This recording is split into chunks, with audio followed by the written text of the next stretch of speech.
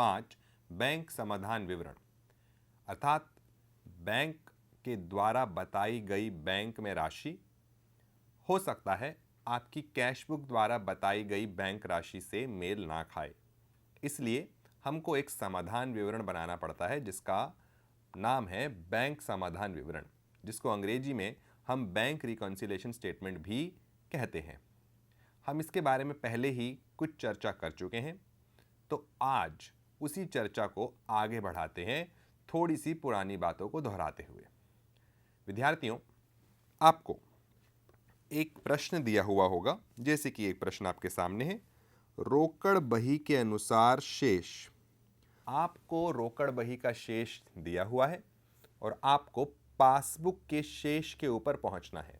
मतलब आपको रोकड़ बही कैश बुक के शेष को देने के बाद प्रश्न चाहता है कि आप बैंक द्वारा बनाई गई पासबुक के अंदर जो शेष पता लग रहा है आप बताइए, और जो भी गलतियां इस दौरान हुई हैं वह आपको प्रश्न में दी हुई हैं। हमने पहले ही इस चीज की चर्चा की हुई है। यदि आपको कैश बुक का शेष दिया हुआ है, आपको पासबुक के शेष पर पहुंचना है, और पासबुक के शेष पर पहुंचने के लिए आप दी हुई हर गलती को इसी नजरिए से देखिए कि पासबुक मतलब बैंक पे प्रभाव क्या पड़ता है। यदि उस गलती के कारण बैंक बढ़ जाता है तो आप भी बढ़ जाइए, तभी तो आप पासबुक पर पहुंच पाएंगे। और यदि उस गलती के कारण पासबुक कम हो जाती है, पासबुक घट जाए, तो आप भी घट जाइए, तभी शायद आप पासबुक के शेष पर पहुंच पाएंगे। यह था बैंक रिकॉन्सिलिएशन स्टेटमेंट का मूल मंत्र। तो चलिए इसी मूल मंत्र का पालन करते हुए इस प्रश्न का हल निकालें। आपको दिया हुआ है 31 मार्च 2006 को बैंक समाधान विवरण बनाने के लिए। पहली एंट्री, रोकड़ बही के अनुसार शेष 10,000 रुपये। यह आपने जमा राशि की स्तंभ में लिख दिए। अब ध्यान से पढ़िए दूसरी एंट्री क्या है। 1,000 रुपये को बैंक में जमा कराया गया चेक के द्वारा, जिसका अभिलेखन रोकड़ बही में नहीं हुआ है। आपने एक चेक 1,000 रुपये का बैंक में जमा करा दिया और रोकड़ बही मतलब कैश बुक के अंदर उसको लिखा ही नहीं। सीधा सा हिसाब बनता है कि कैश बुक में अगर आपने लिखा ही नहीं तो कैश बुक कम है, और क्योंकि वह चेक बैंक में जा चुका है और बैंक बढ़ गया होगा, तो बैंक बढ़ चुका है तो आप 1,000 रुपये को बैंक में जमा कर देते हैं। आप देख सकते हैं जमा वाली चीजें पहले लिखने के कारण आपके हल में चीजों का क्रम ऊपर नीचे हो सकता है, परंतु मैं आपको प्रश्न में दी गई एंट्री के क्रम में ही आपका हल कराऊंगा। अब देखिए, बैंक में जमा किए गए 200 रुपये के चेक का अभिलेखन रोकड़ बही के रोकड़ स्तंभ में किया गया। ध्यान से पढ़िए इस एंट्री को। बैंक में जमा किए गए 200 रुपये के चेक का अभिलेखन, एक चेक बैंक में जमा कराया गया, तो हिसाब से कैश बुक के अंदर 200 रुपये का चेक बैंक स्तंभ में दिखना चाहिए, परंतु गलती से हमने बैंक स्तंभ में लिखने की जगह कैश में लिख दिया। अब जब आपने उसको कैश स्तंभ में लिख दिया है, इसका मतलब वह कैश बुक में तो जमा नहीं हुआ, मतलब कैश बुक के बैंक कॉलम में तो जमा नहीं हुआ। अब जैसे कि रोकड़ बही में बैंक स्तंभ है ही नहीं, देखिए एंट्री क्या कहती है। हमने 200 रुपये का चेक लिया और उस चेक को उठा के बैंक में तो भेज ही दिया होगा, परंतु अपनी कैश बुक में हमने बैंक के स्तंभ में लिखने की जगह उसको कैश के स्तंभ में लिख दिया। बैंक बढ़ चुका है और कैश बुक के बैंक स्तंभ में उसको लिखा ही नहीं गया। कैश बुक कम और बैंक ज्यादा। 200 रुपये बैंक में जमा किए गए चेक का अभिलेखन बैंक स्तंभ में नहीं किया गया। आप इसको और अच्छे तरीके से समझ सकते हैं। कैश बुक, पासबुक, मान लीजिए 10-10 हजार रुपए कैश बुक और पासबुक में पहले से ही दिए हुए हैं जो बराबर है। अब 200 रुपए जब आपने बैंक में जमा कराए तो बैंक में तो 200 रुपए पहुंच गए, या 200 रुपए का चेक कह लीजिए। और आप लोगों को अगर याद हो तो हमने पहले यह चर्चा की है, जब हम कैश बुक की बात करते हैं तो हम कैश बुक के बैंक के स्तंभ की बात करते हैं, कैश के स्तंभ की बात नहीं करते। मैं फिर से दोहराना चाहूंगा, जब हम कैश बुक की बात करते हैं तो हम कैश बुक के कैश के स्तंभ की बात नहीं करते, हम बात करते हैं कैश बुक में दिए हुए बैंक के स्तंभ की।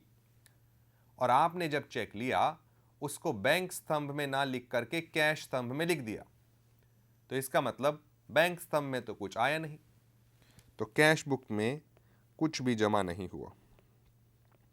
अब आप देख सकते हैं कि पासबुक 200 रुपए से बढ़ी हुई है और इसी कारण हमने इसको 200 रुपए जमा राशि में लिख दिया। बढ़ते हैं आगे अपनी अगली प्रविष्टि पर, एंट्री पर, जिसमें लिखा गया है 250 रुपए का जारी किया गया चेक रोकड़ बही के रोकड़ स्तंभ में 205 रुपए से अभिलिखित हुआ। आप ध्यान से इस प्रविष्टि को देखिए। 250 रुपए का जारी किया गया एक चेक, हमने किसी को भुगतान करना था 250 रुपए का, और वह चेक बैंक में जा चुका। तो जाहिर सी बात है, अगर कोई गलती नहीं हुई है तो 250 रुपए का जो चेक हमने बैंक भेजा, बैंक में से 250 रुपए उसका भुगतान हो चुका होगा। परंतु कैश बुक में हमने उसको 205 रुपए लिखा और कैश स्तंभ में लिखा, बैंक स्तंभ में लिखा ही नहीं। देखिए विद्यार्थियों, यदि आपने कैश बुक में 205 रुपए लिख दिए हैं और कैश स्तंभ में लिख दिए हैं तो गलती कैश में हो गई है, बैंक में लिखा ही नहीं गया है। और अगर कुछ गलती कैश में हो गई है तो हम उसका सुधार नहीं करने वाले, क्योंकि जब हम कैश बुक की बात करते हैं तो कैश बुक के बैंक स्तंभ की ही बात करते हैं। एंट्री आपको साफ साफ कह रही है कि 205 रुपए रोकड़ स्तंभ में, कैश के स्तंभ में लिख दिए गए। इसका मतलब कैश बुक के बैंक के स्तंभ में उसको लिखा ही नहीं गया। आप उसको कैश के स्तंभ में 205 लिखिए या 2,05,000 लिखिए, बैंक स्तंभ को इससे कोई लेने देने नहीं है। बैंक स्तंभ में आपने नहीं लिखा, इसका मतलब वह कैश बुक में लिखने से वंचित रह गया। आप इसको उदाहरण के रूप में देखिए। कैश बुक, पासबुक, आपने जब 250 रुपए का चेक किसी को भुगतान के लिए दिया, वह बैंक पहुंचता है और बैंक से उसका भुगतान हो जाता है। मैं फिर से एक ही बात को दोहराऊंगा, कैश बुक अर्थात कैश बुक का बैंक स्तंभ, बैंक स्तंभ में आपने कुछ भी नहीं लिखा तो कैश बुक खाली। कैश बुक का बैलेंस वही 10,000, परंतु पासबुक में बैंक में से 250 रुपए की कटौती हो चुकी है। और जब यह 250 रुपए की कटौती हो चुकी है तो अब हम इसको लिखेंगे चेक निर्मित किए गए लेकिन अभिलेखन नहीं हुआ। क्योंकि वह बैंक स्तंभ में नहीं लिखे गए, इसलिए हमने इसको मान लिया कि इसका तो अभिलेखन ही नहीं हुआ। आगे बढ़ते हैं अगली एंट्री पर। पहले दिन का 1500 रुपए का नाम शेष डेबिट अगले दिन जमा शेष की तरह आगे लाया गया। डेबिट बैलेंस को अगले दिन क्रेडिट बैलेंस बना दिया गया, वह भी 1500 रुपए का। आप ध्यान दीजिए, 1500 रुपए का डेबिट बैलेंस, कैश बुक का डेबिट बैलेंस पॉजिटिव, मतलब 1500 रुपए हमारी कैश बुक के द्वारा यह दिखाए जा रहे थे कि हमारे पास 1500 रुपए हैं। परंतु जब उस शेष को अगले दिन पे पहुंचाया गया तो उसको डेबिट की जगह क्रेडिट बतलाया गया। मतलब 1500 रुपये जो हमारे पास हमारी संपत्ति के तौर पे दिख रहे हैं, उसको हमने अपने ऊपर एक लाइबिलिटी बताया। हम 1500 से -1500 पे दिखने लगे। हमारे कैश बुक में 3000 रुपये कम हो गए। आप देखिए, आप 1500 रुपये प्लस से 1500 नेगेटिव पे आते हैं। इसका मतलब आप 1500 और 1500 3000 रुपये अपने आप को कम दिखाते हैं कैश बुक में। परंतु इस तरह की गलती पासबुक में तो नहीं हुई होगी। पासबुक तो 1500 रुपये पॉजिटिव, मतलब 1500 रुपये का आपका बैंक शेष वैसे का वैसा ही दिखा रहा होगा, और आपने अपनी कैश बुक में 1500 प्लस को 1500 माइनस दिखा दिया। इसका मतलब कैश बुक 3000 से गिर गई। हुआ पासबुक को कुछ नहीं, लेकिन तुलना करने पे आप पाएंगे कि पासबुक 3000 रुपये ज्यादा है। तो आपको भी 3000 रुपये ज्यादा होना होगा, तभी आप पासबुक पर पहुंच पाएंगे। और हमने देखिए इसको कैसे करा, शेष लाने में त्रुटि, गलती हुई। हम इसको और अच्छी तरह से समझ सकते हैं। कैश बुक में बैलेंस 1500 माइनस में दिखने लगा है, पासबुक में वह 1500 पॉजिटिव ही है। अब आप देखिए, अगर कोई बैलेंस यहाँ 1500 नेगेटिव है और यहाँ पॉजिटिव है, मतलब -1500 को शून्य पे आने के लिए पहले 1500 लगेंगे और फिर वापस शून्य से जमा मतलब पॉजिटिव में आने के लिए मतलब 3000। इस कारण हमने पाया कि पासबुक 3000 रुपये कैश बुक के तुलना में ज़्यादा है, और हम भी यहाँ 3000 रुपये ज़्यादा हो जाते हैं। अगली प्रविष्टि बताती है, रोकड़ बही का भुगतान पक्ष 100 रुपये से कम है। भुगतान मतलब पैसे का जाना, पेमेंट साइड कम है। रोकड़ बही की पेमेंट साइड 100 रुपये से कम, कैश बुक की पेमेंट साइड 100 रुपये से कम। जब कैश बुक की पेमेंट साइड या भुगतान वाली साइड 100 रुपये से कम होगी, इसका मतलब कैश बुक का 100 रुपये से शेष अधिक होगा, क्योंकि आपने भुगतान कम दिखाए हैं। तो कैश बुक 100 रुपये से अधिक है, परंतु पासबुक में इस तरीके की कोई गलती नहीं हुई है। अगर कैश बुक 100 रुपये से भुगतान कम दिखाती है तो कैश बुक 100 रुपये से अधिक शेष दिखाएगी, और पासबुक तुलना में 100 रुपये से नीचे रह जाएगी। और अच्छे से समझते हैं। मान लीजिए कैश बुक और पासबुक दोनों में ही 5-5 हज़ार रुपये शेष है। आपने किसी को 500 रुपये का भुगतान करना है, परंतु 100 रुपये का कम टोटल हुआ, या कह लीजिए 100 रुपये का भुगतान कम हुआ, तो यहाँ से जो 500 जाने थे, यहाँ से सिर्फ 400 गए और पासबुक से पूरे 500 गए।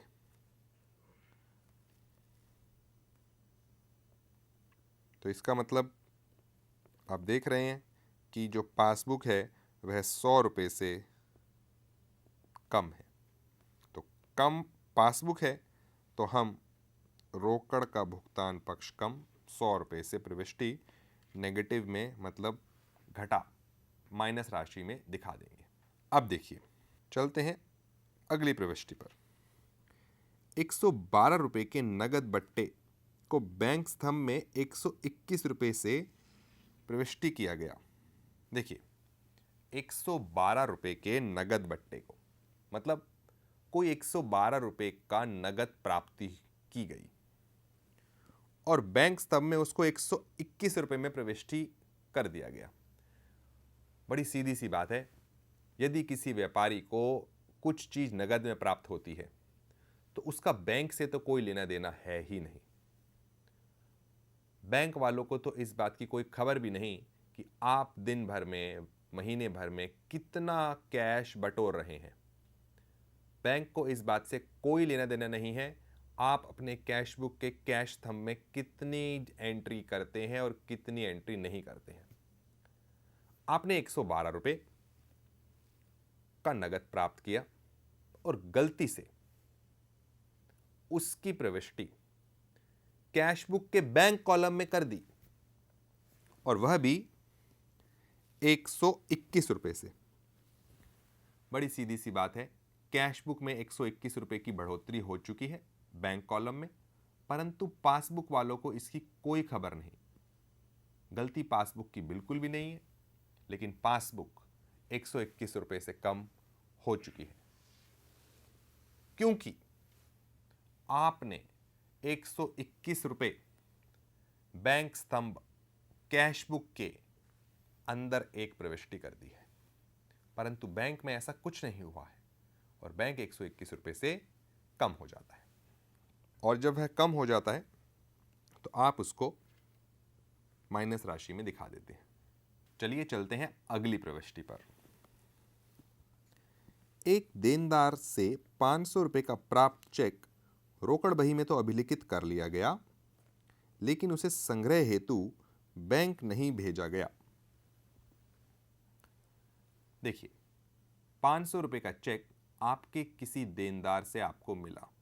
आपके किसी देनदार से मतलब आपने जिससे लेने थे, आपको उससे 500 रुपए के चेक की प्राप्ति हुई। आपने वह चेक अपने पास तो रख लिया, कैश बुक में तो लिख लिया, परंतु बैंक में उसको संग्रह के लिए नहीं भेजा। तो बैंक वालों को वह प्राप्ति कैसे होगी? बैंक में पैसे कम है तो आपको तो पहुंचना ही बैंक के शेष पर है, पासबुक द्वारा बताए गए बैंक के शेष पर। तो पासबुक का बैलेंस कम है, तो हम भी कम हो जाएंगे।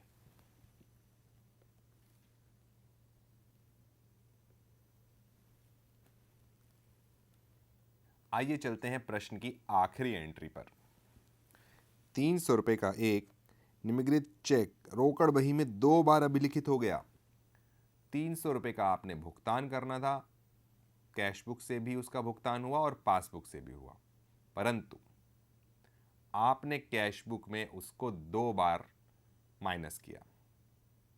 अब आपने अगर कैश बुक में उसको 2 बार माइनस किया है तो कैश बुक का बैलेंस तो कम हो गया, परंतु बैंक से तो वह एक ही बार कटा होगा। तो इसका मतलब बैंक में तुलना करने पर यह पाया गया कि बैंक में 300 रुपए ज्यादा है। आप इसको उदाहरण की तरह समझिए। कैश बुक और पासबुक अगर दोनों जगह हजार रुपए के शेष हैं, 300 रुपए का भुगतान हुआ, परंतु कैश बुक में यह भुगतान 2 बार लिखा गया, तो आप देख पाते हैं पासबुक 300 रुपए से ज्यादा है।